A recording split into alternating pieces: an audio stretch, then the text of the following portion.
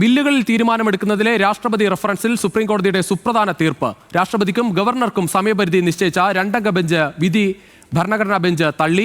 ബില്ലുകൾ അകാരണമായി തടഞ്ഞുവെക്കുന്നതിന് ഫെഡറലിസത്തിന് വിരുദ്ധമെന്നും കോടതി നിരീക്ഷിച്ചു. നടപടിയിൽ അനിശ്ചിതമായ കാലതാമസം ഉണ്ടായാൽ കോടതിയെ സമീപിക്കാമെന്നും സുപ്രീംകോടതി പറഞ്ഞു. ഷബ്ന ചേരുകയാണ് കൂടുതൽ വിവരങ്ങളുമായി ലീഗൽ ഡെസ്കിൽ നിന്ന്. ഷബ്ന, ഏറ്റവും പ്രധാനപ്പെട്ട കാര്യം, ഈ രാഷ്ട്രപതിക്ക് എന്തായാലും സമയപരിധി നിശ്ചയിക്കാനാവില്ല എന്ന് പറയുമ്പോഴും ഈ രാഷ്ട്രീയ കളി നടത്തുന്ന ഗവർണർമാർക്ക് ഉള്ള ഒരു കൊട്ടാണ് സത്യത്തിൽ ഈ വിധി. അത് പറയുകയാണ്, ഗവർണർമാർ എന്തായാലും ഈ ഡ്രൈവിംഗ് സീറ്റിൽ ഇരിക്കേണ്ട, അത് സർക്കാരുകൾ തന്നെ ചെയ്തോളൂ.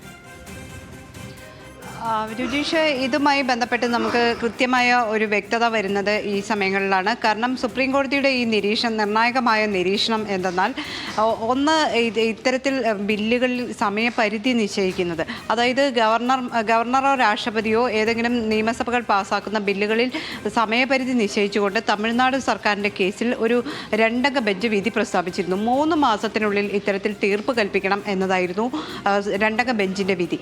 ഈ രണ്ടംഗ ബെഞ്ചിൻ്റെ വിധി സുപ്രീം കോടതി അത് റദ്ദാക്കിയിട്ടുണ്ട്. കാരണം കോടതികൾക്ക് ഏതെങ്കിലും ഭരണഘടനാ പദവിയിലുള്ള രാഷ്ട്രപതിക്കോ അല്ലെങ്കിൽ ഗവർണർക്കോ ഇത്ര കാലത്തിനുള്ളിൽ 3 മാസമെന്നോ 2 മാസമെന്നോ അല്ലെങ്കിൽ അത്ര കാലയളവിനുള്ളിൽ ഈ രീതിയിൽ ബില്ലുകളിൽ ഒപ്പിടണം എന്ന് പറയാൻ അധികാരമില്ല. അതുകൊണ്ട് തന്നെ അത് നിലനിൽക്കില്ല. ഈ 3 മാസം എന്ന് പറഞ്ഞിട്ടുള്ള ആ ഒരു കണക്ക് അത് കോടതി റദ്ദാക്കുന്നു. അതോടൊപ്പം തന്നെ കോടതി പറയുന്ന ചില കാര്യങ്ങളുണ്ട്.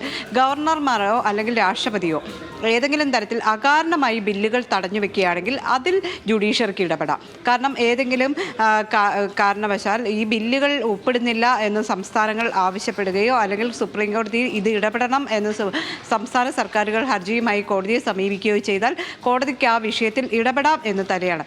അതിനർത്ഥം ബില്ലുകളിൽ ഇത്തരത്തിലുള്ള അകാരണമായ കാലതാമസം പാടില്ല, ബില്ലുകളിൽ ഒപ്പിടുക എന്നതാണ്. മറ്റൊന്ന് കോടതി ചൂണ്ടിക്കാണിക്കുന്നത്, ഗവർണർക്ക് 3 വിവേചന അധികാരങ്ങളുണ്ട്. ആദ്യത്തേത് ഈ ബില്ലുകൾ പാസ്സാക്കുക എന്നതാണ്. നിയമസഭ പാസ്സാക്കിയ ബില്ലുകൾ പാസ്സാക്കാം, അല്ലെങ്കിൽ അത് തടഞ്ഞു വെച്ച് രാഷ്ട്രപതിയുടെ അധികാരത്തിന് അല്ലെങ്കിൽ രാഷ്ട്രപതിക്ക് കൈമാറാം. മറ്റൊന്ന്, നിയമസഭയ്ക്ക് ഇത് തിരിച്ചയക്കാം. ഈ ബില്ലുകളിൽ പ്രശ്നമുണ്ട് എന്ന് ചൂണ്ടിക്കാണിച്ച് നിയമസഭയ്ക്ക് തിരിച്ചയക്കാം. ഇത്തരത്തിൽ 3 കാര്യങ്ങൾ രാഷ്ട്രപതിക്ക് ചെയ്യാം. അല്ലാതെ അകാരണമായി ഒന്നും പറയാതെ ഈ ബില്ലുകൾ ആ രീതിയിൽ അടയിരിക്കുന്ന രീതിയിലുള്ള നടപടിയിലേക്ക് ഗവർണർക്ക് പോകാൻ സാധിക്കില്ല എന്ന് കോടതി തന്നെ വ്യക്തമാക്കുന്നുണ്ട്. അത്തരത്തിൽ വന്നാൽ കോടതിക്ക് ഇടപെടാം എന്ന് പറയുന്നു. ഇതിൽ ഇപ്പോൾ നമ്മൾ മനസ്സിലാക്കേണ്ടത് 2 രീതിയിലാണ്. ഒന്ന്, ഈ സമയപരിധി എന്നുള്ളത് ഒരു നിശ്ചിത പീരീഡ് എന്നുള്ളത് കോടതിക്ക് തീരുമാനിക്കാൻ പറ്റില്ല. അതിൽ കോടതി ഇടപെടുന്നില്ല. ഇത്ര പരിധിക്കുള്ളിൽ അല്ലെങ്കിൽ 2 ആഴ്ച അല്ലെങ്കിൽ 2 മാസം എന്നുള്ള ആ ഒരു പരിധി, അതിൽ കോടതിക്ക് ഇടപെടാൻ പറ്റില്ല എന്ന് കോടതി പറയുമ്പോൾ തന്നെ അകാരണമായി ബില്ലുകൾ നീട്ടിവെക്കുകയോ അതിൽ എന്തെങ്കിലും തരത്തിലുള്ള ഉപേക്ഷ കാണിക്കുകയോ ചെയ്യരുത്. അത് സംസ്ഥാനങ്ങൾക്ക് ഭരണ പ്രതിസന്ധി ഉണ്ടാക്കുന്ന കാര്യമാണ്.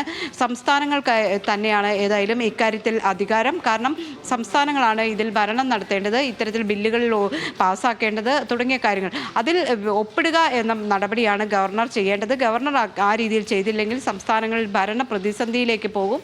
അതിന് കാരണമാകരുത് എന്ന് സുപ്രീം കോടതി അടിവരയിട്ട് പറയുന്നുണ്ട്. പക്ഷേ ഈ സമയപരിധി നിശ്ചയിച്ചു എന്നുള്ള ഉത്തരവ് അത് റദ്ദാക്കുകയും ചെയ്തിട്ടുണ്ട്. ശരി ഷബ്ന, എന്തായാലും രാഷ്ട്രപതി ചോദിച്ചതും അത് തന്നെയായിരുന്നു. ഭരണഘടനയിൽ പറയാത്ത ഒരു കാര്യം അത് ജുഡീഷ്യൽ വിധിയിലൂടെ സംഭവിക്കുമോ എന്നതായിരുന്നു പ്രധാന ചോദ്യം. അത് എന്തായാലും ആ സമയപരിധി എടുത്തു കളയുന്നു. പക്ഷെ അതേസമയം ഈ രാഷ്ട്രീയ കളി നടത്തുന്ന ഗവർണർമാർ അത് ഉണ്ടാകരുത് എന്ന് കൂടി സൂചിപ്പിക്കുകയാണ് സുപ്രീം കോടതി.